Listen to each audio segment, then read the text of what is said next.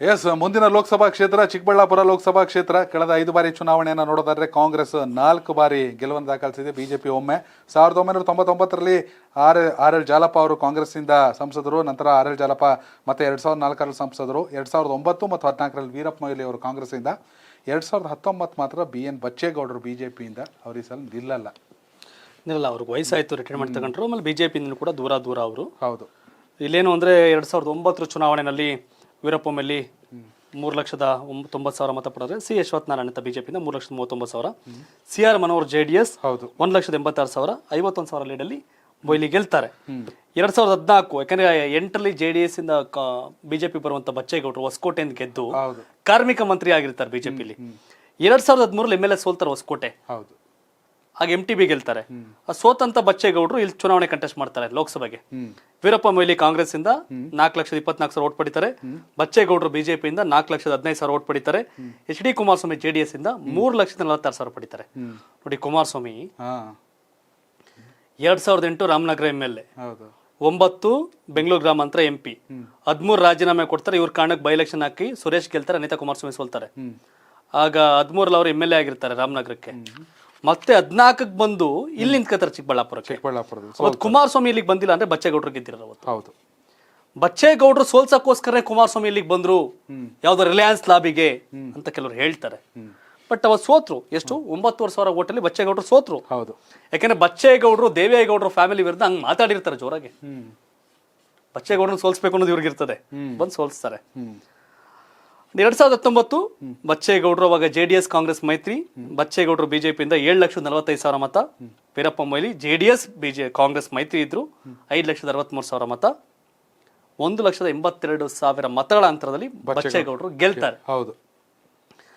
ಇಲ್ಲಿ ಇದುವರೆಗೂ ಏನು ಚುನಾವಣೆಗಳು ನೀವು ಹೇಳ್ದಂಗೆ, 1 ಬಿಜೆಪಿ ಗೆಲುವು, 4 ಕಾಂಗ್ರೆಸ್. ಕಾಂಗ್ರೆಸ್ ಭದ್ರಕೋಟೆ ತರ ಇದೆ ಇದು. ಬಿಜೆಪಿ 2 MLA ಇದೆ ಪ್ರಸ್ತುತವಾಗಿ, ಒಂದು ದೊಡ್ಡಬಳ್ಳಾಪುರ ಮತ್ತೆ ಯಲಹಂಕ.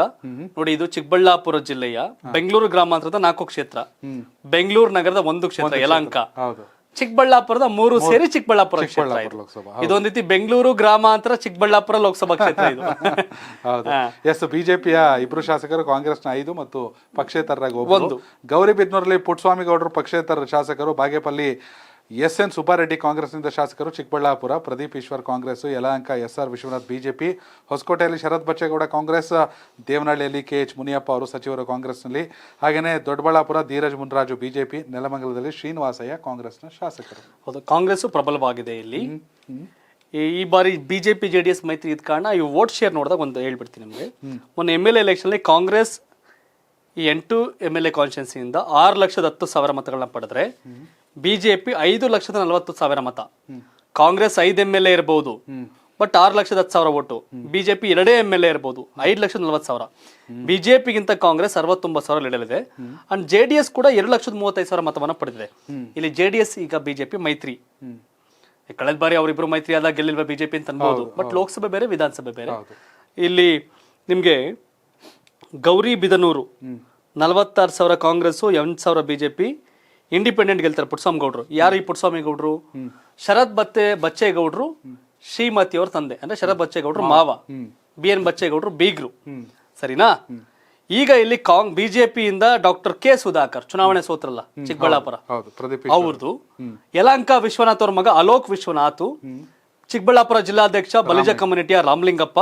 ಈ 3 ಆಸ್ಪಿರೆಂಟ್ ಇದ್ದಾರೆ. ಸುಧಾಕರ್ ಸೈಲೆಂಟ್ ಆಗಿ ಆಪರೇಟ್ ಮಾಡ್ತಾರೆ, ಗೆಲ್ಬೇಕು ನಿಲ್ಬೇಕು, ನಾನು ಕೆಲಸ ಇಲ್ಲಲ್ಲ ಈಗ, ಲೋಕಸಭೆಗೆ ಹೋಗೋಣ ಅಂತ. ಕಾಂಗ್ರೆಸ್ ಇಂದ ರಕ್ಷಾರಾಮಯ್ಯ, ಸೀತಾರಾಮ್ ಅವ್ರ ಪುತ್ರ, ಯೂತ್ ಕಾಂಗ್ರೆಸ್ ಮಾಜಿ ಅಧ್ಯಕ್ಷ ರಕ್ಷಾರಾಮಯ್ಯ, ಬಲಿಜ ಕಮ್ಯುನಿಟಿ. ಅಂಡ್ ವೀರಪ್ಪ ಮೊಯ್ಲಿ ಮತ್ತೆ ಟ್ರೈ ಮಾಡ್ತಾವ್ರೆ. ಪ್ರತಿಭಾ ಶರತ್ ಬಚ್ಚೇಗೌಡ ಪತಿ MLA, ತಂದೆ MLA, ಕಾನ್ಸ್ಟಿಟ್ಯೂನ್ಸಿ 2 ಫ್ಯಾಮಿಲಿ ಇದೆ. ಗೆಲ್ಲುವ ಲೆಕ್ಕ. ತಂದೆ ಮಾವನ್ ತಾನೆ ಕ್ಷೇತ್ರ ಇದು. ಬಚ್ಚೇಗೌಡರು MP ಆಗಿದ್ರು. ಈ ನೋಡಿ ಅವ್ರ ಮನೇಲಿ ಹೆಂಗಿದೆ. ಚಿಕ್ಕಬಳ್ಳಾಪುರ ಲೋಕಸಭಾ ಕ್ಷೇತ್ರದ ವ್ಯಾಪ್ತಿ, ಚಿಕ್ಕಬಳ್ಳಾಪುರ ಸಂಸದ ಬಚ್ಚೇಗೌಡರು. ಪ್ರತಿಭಾ ಅವರ ತಂದೆ MLA ಗೌರಿಬಿದನೂರು, ಪತಿ MLA ಹೊಸಕೋಟೆ. ಇಲ್ಲಿ ಪ್ರಭಾವಿಗಳು ಯಾರು ಈ ಜಿಲ್ಲೆಲಿ ಈಗ? ಅವ್ರೆ ಪ್ರತಿಭಾ ಹಾ, ಪ್ರತಿಭಾ ಶರತ್ ಬಚ್ಚ ಈಗ ಅವ್ರದಿದ್ದಾರೆ. ಈಗ ಅಲ್ಲಿ ಸೋತಲ್ಲ ಗೌರಿಬಿದ್ನೂರಲ್ಲಿ ಶಿವಶಂಕರ್ ರೆಡ್ಡಿ. ಹೌದು, ಅವರು ನೆಕ್ಸ್ಟ್ ಪುಟ್ಸ್ವಾಮಿಗೌಡರ ಪಾರ್ಟಿಗೆ ಬಂದ್ರೆ, ಕಾಂಗ್ರೆಸ್ ಬಂದ್ರೆ ಅಲ್ಲಿ ಜಾಗ ಬೇಕಲ್ಲ ಶಿವಶಂಕರ್ ರೆಡ್ಡಿಗೆ. ಈಗ ಅವರು aspirant. And doctor MC Sudhakar ಅವ್ರ ಬ್ರದರು ಬಾಲಾಜಿ ಹೆಸರು ಕೇಳಿ ಬರ್ತಿದೆ. ಬಟ್ ಅದು ಪ್ರಬಲ ಅಲ್ಲ, ಅಂದ್ರೆ ಪ್ರಬಲವಾಗಿ ಅಲ್ಲ. ಹೌದು. ರಕ್ಷಾರಾಮಯ್ಯ, ವೀರಪ್ಪ ಮೊಯ್ಲಿ, ಪ್ರತಿಭಾ ಶರತ್ ಬಚ್ಚೇಗೌಡ ಮೂವರ ಇದು ಇದಿದೆ. ಬಟ್ ವೀರಪ್ಪ ಮೊಯ್ಲಿ ಕೂಡ ವಯಸ್ಸಿನ ಕಾರಣಕ್ಕೆ ಎಲಿಮಿನೇಟ್ ಆಗ್ಬೋದೇನೋ ಸ್ವಲ್ಪ ಆಚೆ ಹೆಚ್ಚು. But Raksha Ramaiah versus Pratibha Sharath Bachegowda tough fight ಅಲ್ಲ, ಹಿಂಗೆ ಲೆಕ್ಕಾಚಾರ ಲಾಜಿಕ್ ಒಕ್ಕಲಿಗ ಕೊಡ್ಬೇಕಾ ಏನು ಅವು ಇವು ಹಿಂಗೆಲ್ಲ ನಡೀತಿದೆ.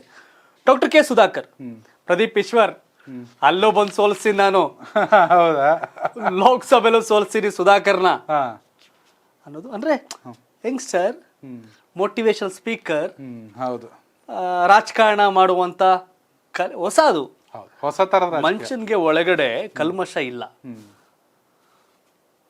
ಏನೋ ಐಡ್ ಮಾಡಿ ಮಾತಾಡ್ಬೇಕು ಅಂತಿಲ್ಲ, ಎಲ್ಲಾನು ಹೇಳುವಂತ ಒಂದಿದು. ಹೌದು, ತಪ್ಪು ಒಪ್ಪು ಎಲ್ಲಾನು ಮಾತಾಡ್ಬಿಡುತ್ತೆ ಮನುಷ್ಯ. ಬಟ್ ಒಳ್ಳೆ ಮನುಷ್ಯ.